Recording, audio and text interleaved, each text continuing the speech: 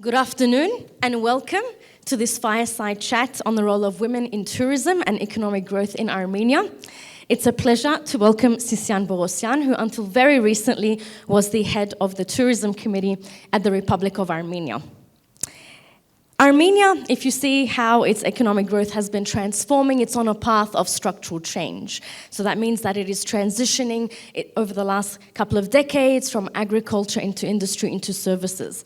Today, services comprise 59% of gross domestic product. And of course, tourism is an important subsector of that.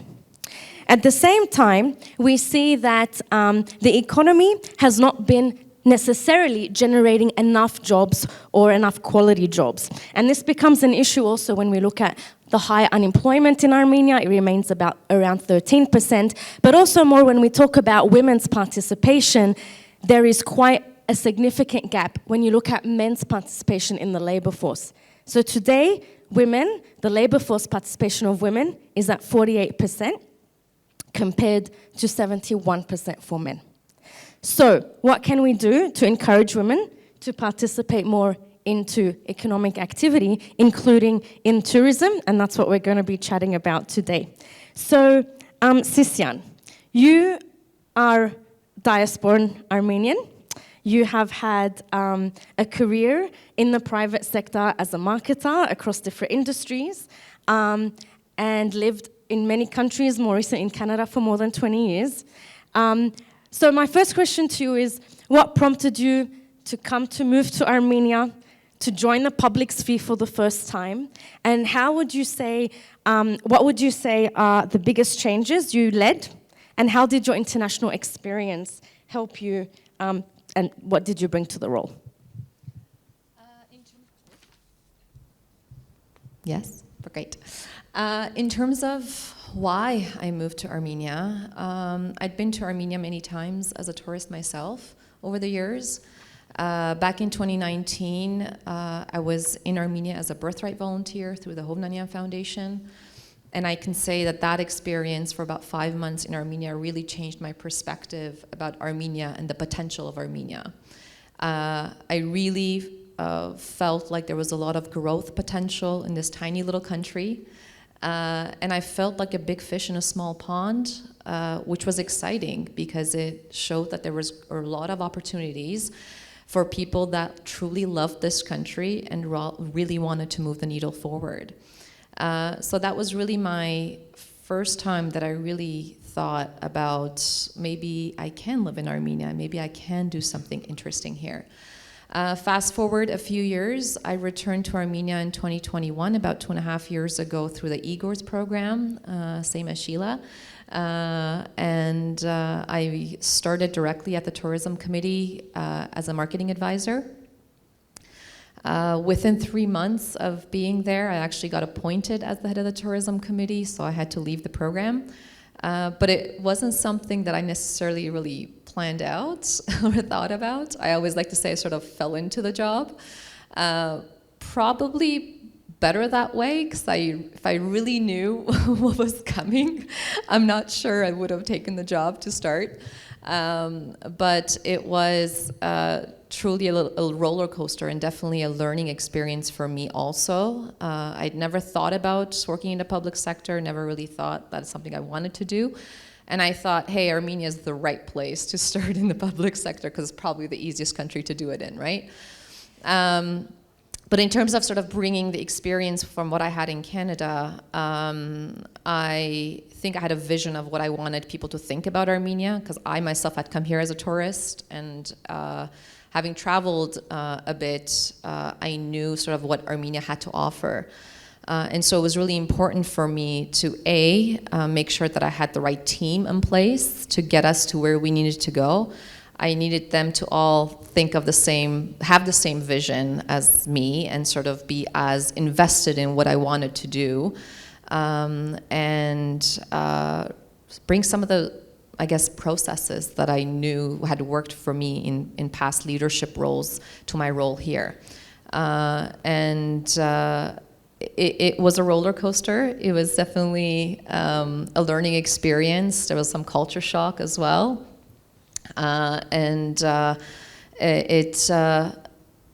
I think we were able to achieve some things over the last couple of years. We had a record-breaking year in tourism last year, which I will not totally take the credit for, but it was the best year we've ever had, over a 22% increase compared to what we had previously.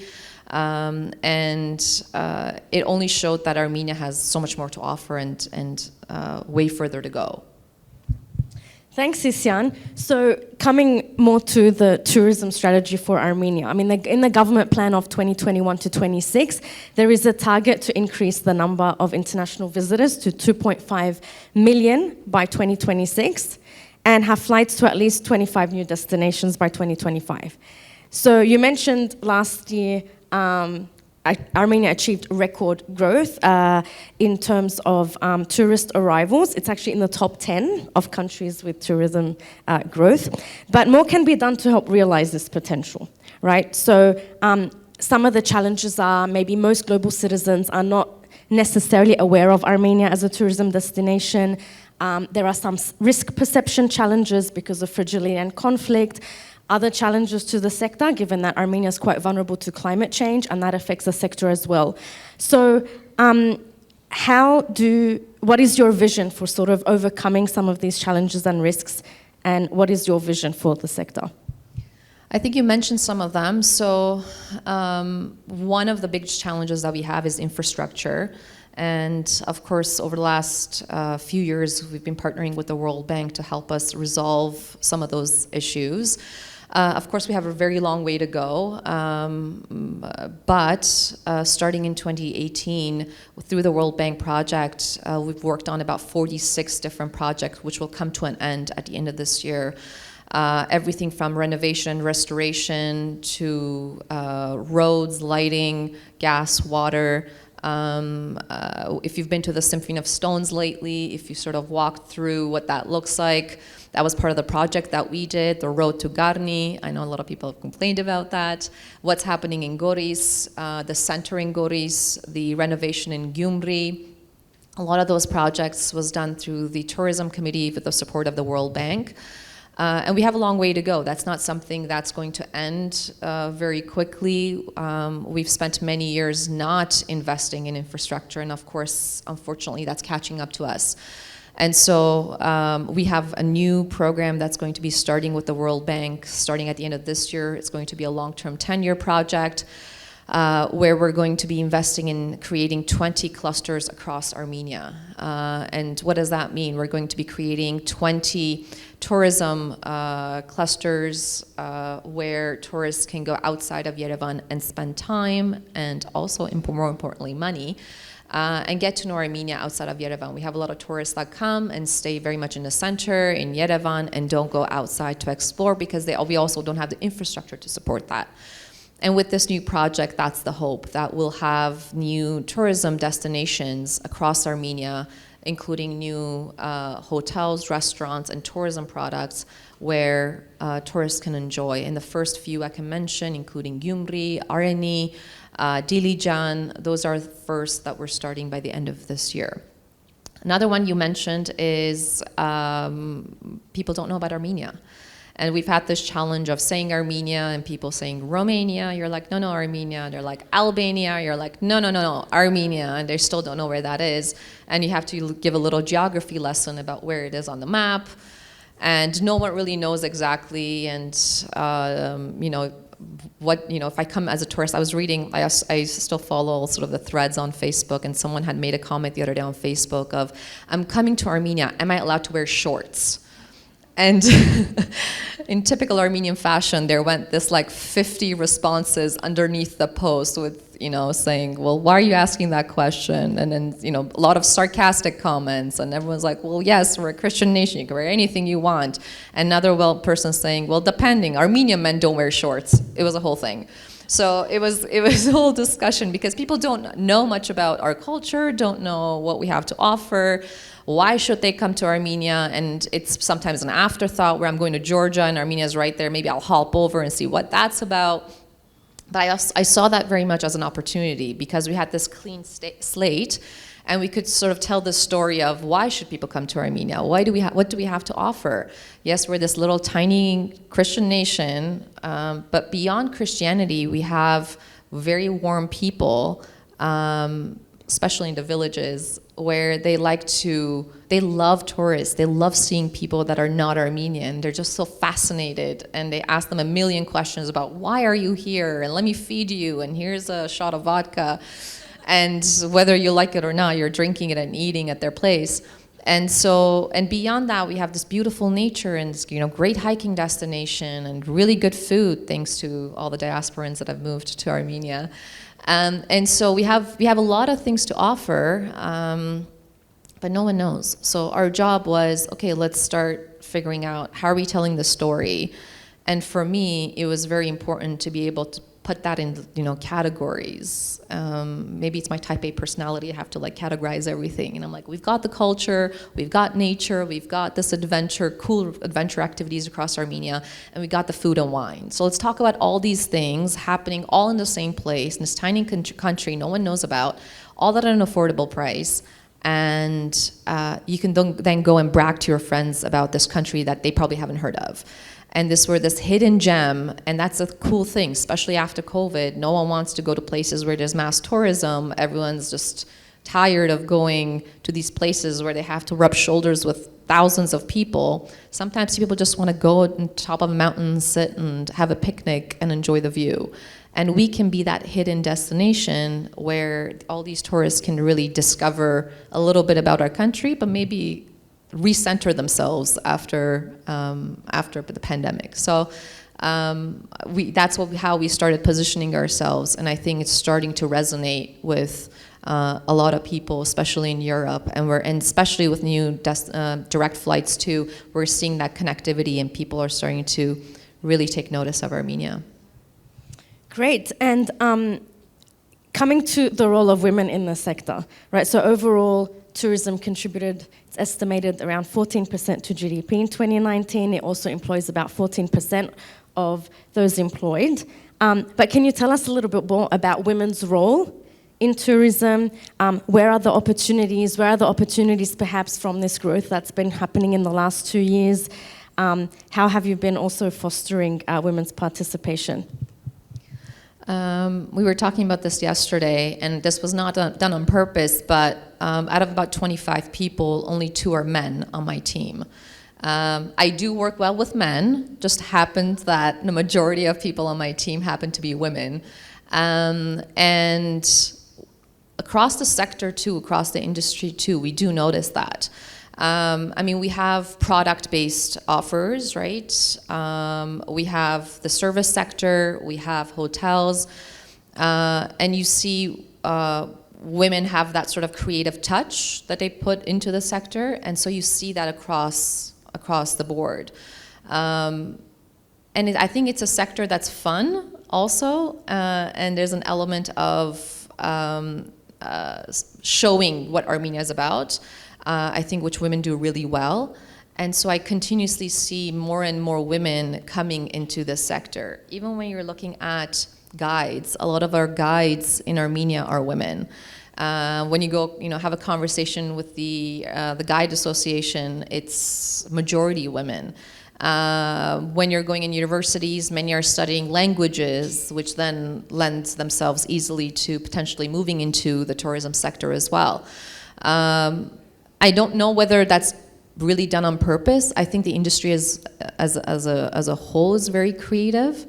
We also had a program that we started for the very first time this year where we are supporting the education of women in tourism and hospitality. We selected 3 people, which ended up being 3 women, and we sent them to Les Roches, which is a hospitality school very well known in Switzerland and Spain, to study for the year. It was an open call, and I think out of all the resumes, maybe 1 or 2 were men. So the majority of applicants were women that we had to choose from, happily so. But we're also seeing more women just active in the industry as a whole. But we're more than happy to support that, of course. I think what I'd like to see is more women in the creation of tourism products. especially in the adventure sector. We see a lot of men with adventure tourism. But I mean, some are here. I saw Hasmik in the crowd before, but she's got a wonderful B&B that she started. Again, a diasporan moving back to Armenia, saw a need in Buzhny, Dream of Buzhny, and created a B&B to host tourists or local tourists. Because that's also important. It's not just about bringing international tourists, but also ensuring that people who live in Armenia also discover what Armenia is about. So I think what I'd love to see is more women creating new tourism products and not just being in the sector as well. Yeah, which is also interesting because you just brought in the spatial element as well. So a lot of the tourism is focused in Yerevan. So what else needs to be done to make sure that regions outside of Yerevan are also benefiting from this tourism, especially also if you look at some of the lower labor force participation rates happen to be in those regions. So that could be a double win. So how are you thinking about increasing the map of tourism destinations? So there's a few things. We've talked about infrastructure, so I won't go back to that. But at the Tourism Committee, we also supported a lot of festivals. So last year, we supported over 16 festivals, majority of which were in the regions. And that also helps push people outside into the regions to discover what there is to see and discover about the country as well. Last weekend there was a domestic tourism expo in Yerevan at Seasons Park. I'm not sure if anyone attended, but that was also meant to showcase what the different regions across Armenia had to offer, both in terms of culture, food, handicrafts, arts and crafts. It was very interesting to see. And from region to region, it actually does differ. Every region has their own dances, specific dances and music. And so it was very nice to see every region come with their creativity and show, why should you come to Syunik or Lori or whatever to come really discover what we have to offer. And of course, this new project with the World Bank also, the hope is that over the next few years will help develop the regional tourism across Armenia. Yeah, so actually I went to that season's tourist fair, and what struck me, what I thought was interesting was it was clear that it was targeted for domestic tourism because everything was in Armenian. So I think that's a nice sort of outreach to expand that sector. From your perspective today, I know that AIWA works a lot on women's empowerment. And there are a lot of young women who are also participating in this symposium. I was wondering, from your perspective, how can the audience here today support the growth of development of women, both in tourism but in the economy more broadly? I think there's a few things. I think fear really plays the role, and Sheila touched on fear a bit. I think fear really plays a role when it comes to women in general, when it comes to business economy. I'll talk a little bit more general. When it comes to women in the boardroom or in business or in economy, I think we need more confidence. Women are always taught to sort of be a little bit more logical in their approach, whereas compared to men are very much like, when they're going after a new job, they'll apply for a job even though they're not qualified. They're not scared to apply. Women sit there and go through all the qualification and say, out of 10, I don't have 2, so I'm not applying for it. I see a lot of women nodding, and the men are like, what? So because women logically go through it and they're like, well, I don't think I'm right for this role, but men are like, I'm 5 out of 5, I can do it, I'll figure it out as I go. So I think women need to be taught from a really young age to have confidence and not be afraid to take risks, to really go for it. And usually things do work themselves out, or you learn as you go. You don't have to know everything before applying or before getting into a role. And I think that sort of logical side of the brain for women holds us back. Or when you're going to negotiate a salary, women go and say, I think I deserve this much, so I'm asking for this much. Whereas men go 50% higher, and then they negotiate down to a number that they didn't even think they deserved. But they got it anyway because they asked for it. And I think that's something that women need to learn, is to ask for what they want and sometimes shoot higher, because we always end up leaving money on the table. And that's something I always try to like even speak to my friends about when they're going after a new job. One's shaking her head because we just had this discussion a month ago. So I always go, you have to ask for more, because they probably would have given it to you. A man was going to ask for more and he would have gotten it. And so I think there needs to be a shift in the way we teach young women about their interaction in society, about fear, about taking risks, about what they deserve. I think those are all conversations that we need to have with girls from a really young age, to train them for what's to come in the future.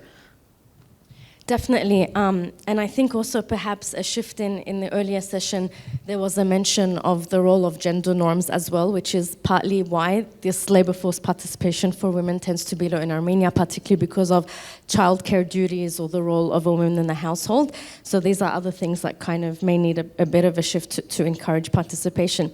So maybe as a concluding question, as someone who is a marketing expert and entrepreneur, how would you like Armenia to be known for? And here I'm not speaking about what is going to be the next, tagline for Armenian tourism. I'm saying, what would you like on putting Armenia on the international map for tourism and otherwise? What is your vision for Armenia? What would you like it to be known for? I think one thing that I'm noticing and I'm enjoying is that element of surprise. And I think that's something that we can really use to our advantage. Because we're not known, because people don't have expectations when they come here, they're usually pleasantly surprised by the experience that they have.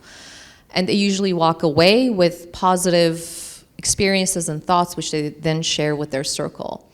And I'm really happy with that. And I think one thing that I'd like us to, as a country, continue to work on is ensuring that service quality is high enough that we continue to surprise everyone that comes here. It's okay that not everybody knows Armenia. That's totally okay. I want them to have such a good experience in Armenia that they walk away thinking, that was an interesting one, and why don't I go now tell my friends about it? And I think that's sort of something that we can use to our advantage, only if we continue to welcome tourists and guests with open arms, and ensuring that they have a good experience here and walk away with that sort of surprise element.